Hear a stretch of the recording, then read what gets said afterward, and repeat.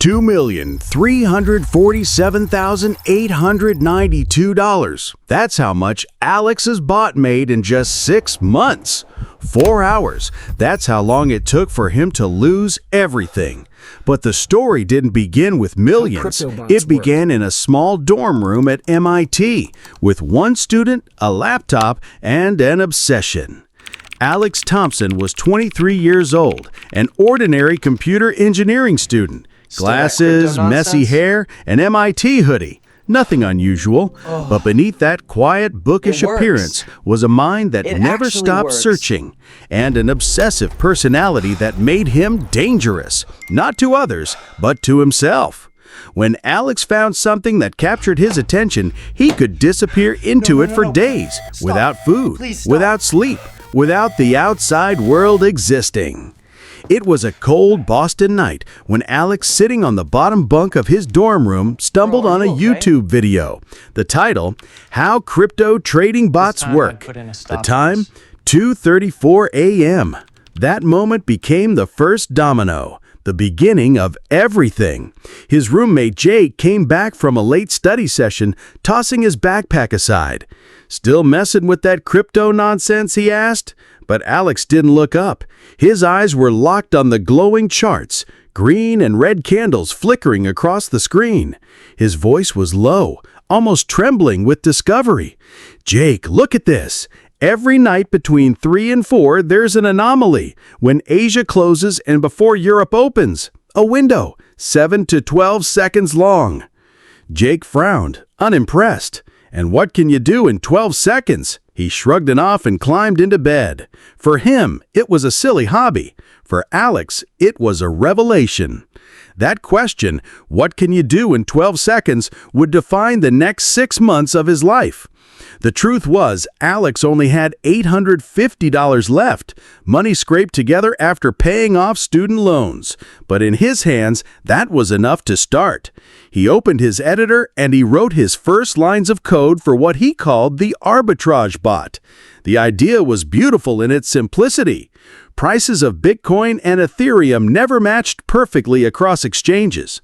If Binance sold a coin slightly cheaper than Kraken and Coinbase showed yet another price, a trader could buy low and sell high, capturing the difference, risk-free profit. In theory. He launched it at dawn.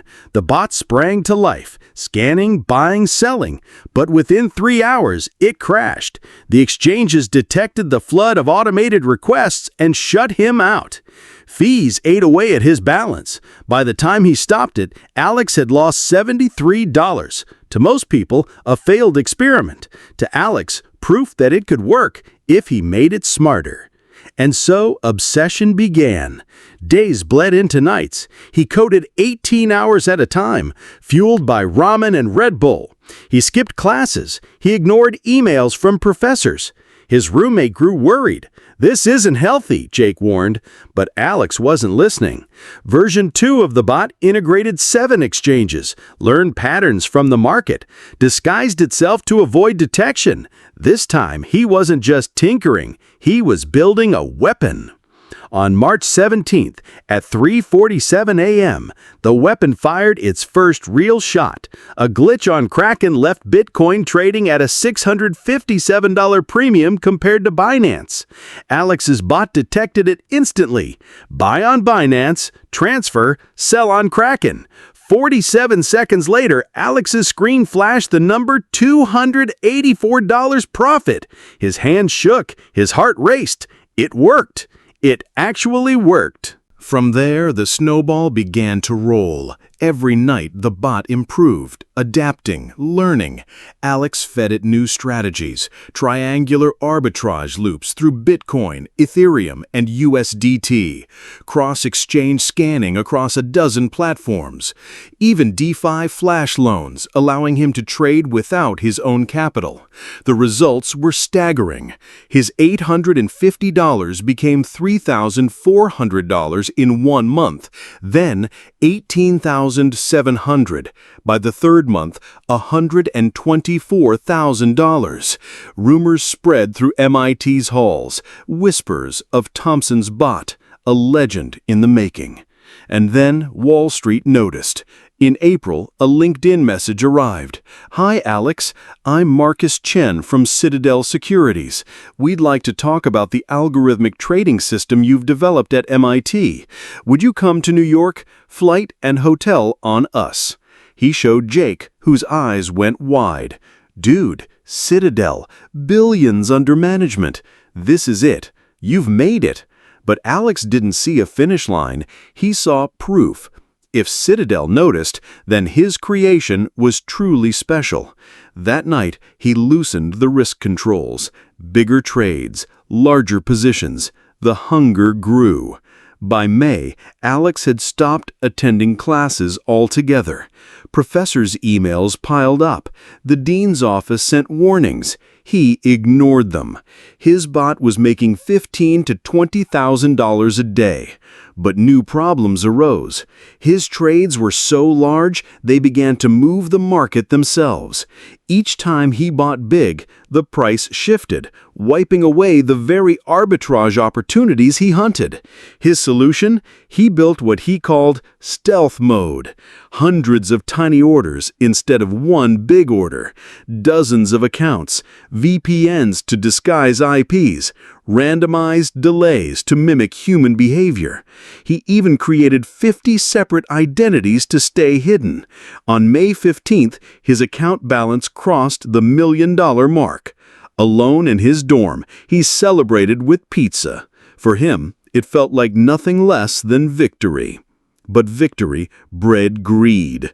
$1 million wasn't enough. He wanted 10. He wanted freedom. He wanted to retire at 23.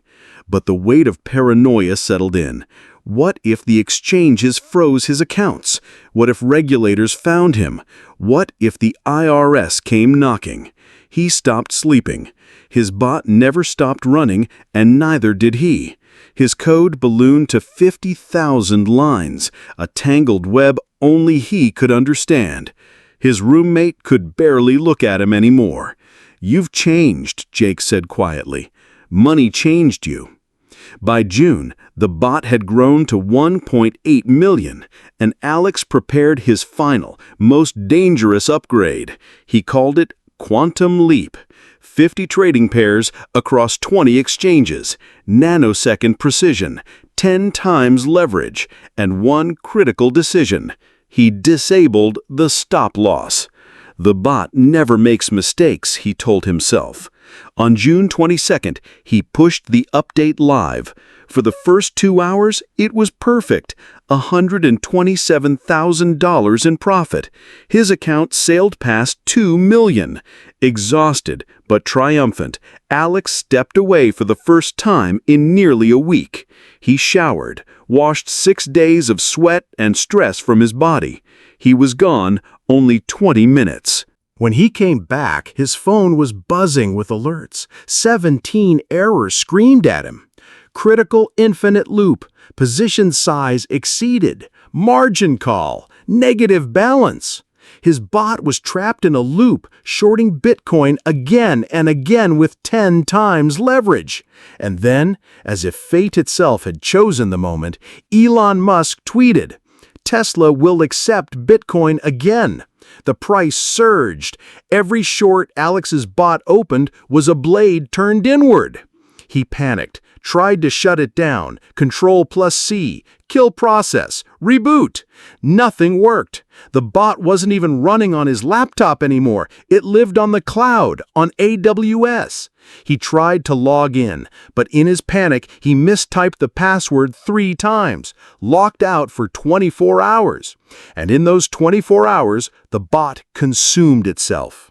He sat frozen as the numbers fell. At 12:15 a.m., 1.5 million. By 12:47, 900,000. By 1:23, 200,000. At 2:15, negative $500,000, deep in debt. Exchanges began liquidating positions automatically. By 3:47 a.m., it was over. Every account emptied. $2 million reduced to 47. He started with $850. He ended with less than the cost of a dinner. Jake found him the next morning, still on the floor, staring blankly at the screen. "Bro, are you okay?" he whispered. Alex looked up, his eyes bloodshot but calm. "Jake, the code was beautiful, really beautiful. I just forgot one line." Then he muttered the missing words. "If position size was greater than max limit, break." 2 lines of code, that's all. 2 lines worth $2 million. 6 months later, Alex graduated. Offers poured in from Citadel, Goldman Sachs, Jane Street. He turned them down. Instead, he works at a blockchain security firm now, earning $180,000 a year, hunting for flaws in smart contracts. When asked if he ever thinks about rebuilding the bot, Alex smiles. Every night I think about it. But next time, I'd put in a stop loss." Because in real life, Wall Street has lost billions to errors just like his. In 2010, Knight Capital lost $440 million in 45 minutes because of a faulty algorithm. In 2012, NASDAQ froze during Facebook's IPO because of bad code.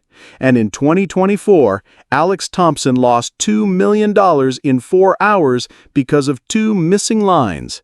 Technology can build fortunes, but never forget, humans write the code, and humans make the mistakes. So I'll ask you, what about you? Would you have put in that stop loss, or would greed take over you too?